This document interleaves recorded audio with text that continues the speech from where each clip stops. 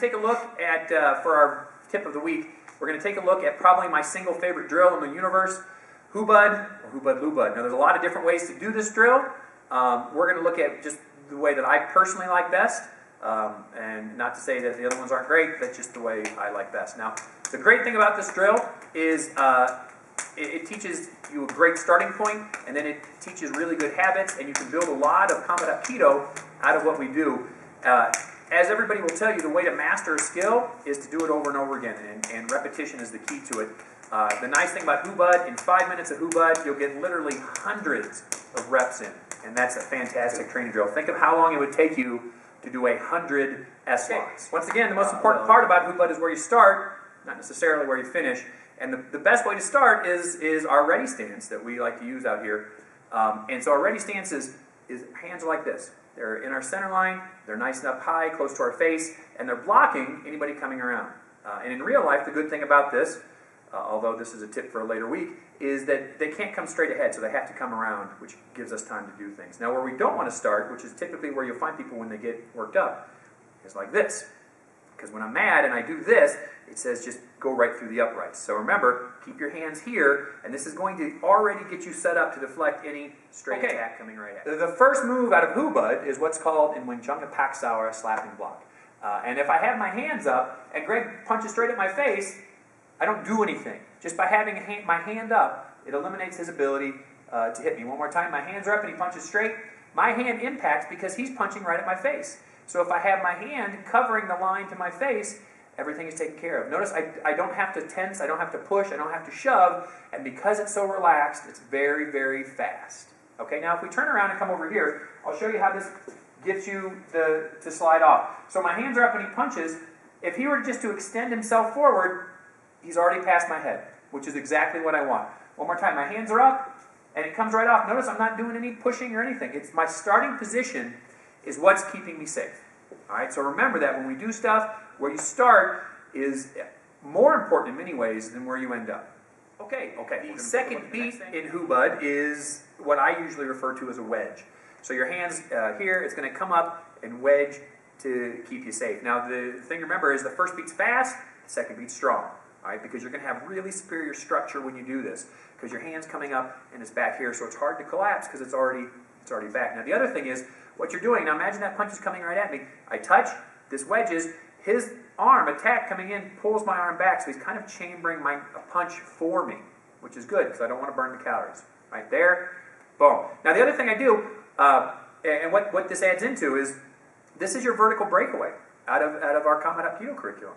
And you get a lot of reps practicing this. Now, and I'll demonstrate this in a little bit more detail. I'm not just raising my hand up. I'm pushing my elbow forward as I bring my hand because that makes it faster.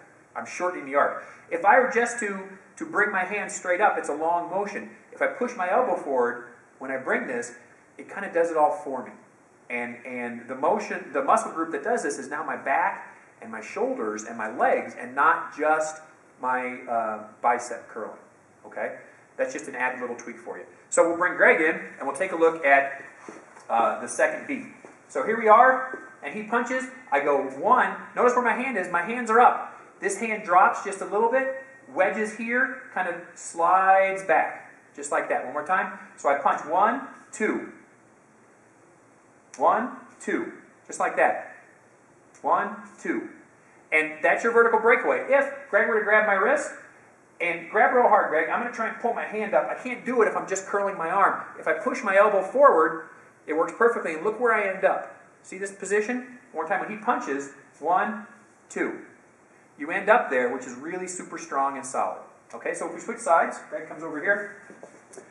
We go 1, 2, right? 1, 2. Real fast, 1, 2. And if you start there, you're always in the right position. Okay? Second beat's the wedge. The third beat is a lot like the first beat. It's a check down on the arm. Now, the first beat, of course, I was letting the punch slide past. The third beat is really crucial because what it's enabling me to do is to punch the guy that just tried to punch me. And this is where often a lot of times people will kind of do this less efficiently than they could, because they'll put so much energy into clearing that arm so far down that while they're doing this, they're not punching. And the whole idea, well, not the whole idea, but one of the major ideas of Hubud is that it gets the attack out of line, keeps you safe, and then it lets me answer back as fast as possible. Okay? So, and a couple things you'll find as we do this, if I tend to roll my arm like I'm throwing a cross, it's slow. Now, it's powerful and it's a great punch and it does a lot of good things for you. We're not going to talk about the benefits or disadvantages of a cross necessarily.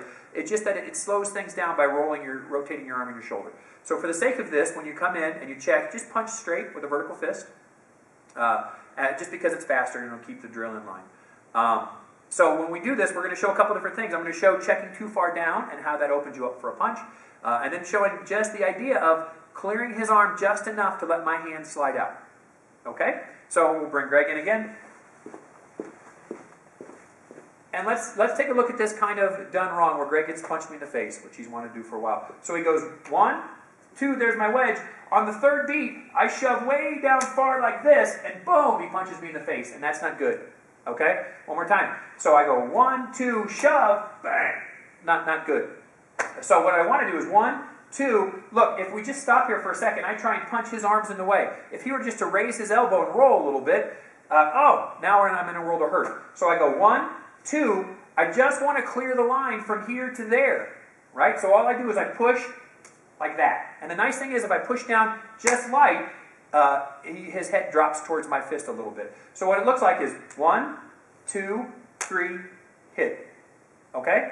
And that's the first half of Hubud, and then you start building into a drill. If we do-si-do this side over here, so you can kind of see this, I go 1, 2, 3, hit.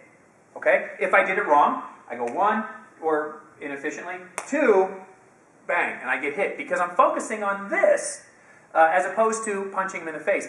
And we have a book full of things to do when somebody grabs your arm, don't we? Exactly. So try not to grab. We're just going to clear it enough to punch him. I go 1, 2. My hand's chambered now, thanks to him. I clear and hit. Very, very fast and very, very efficient.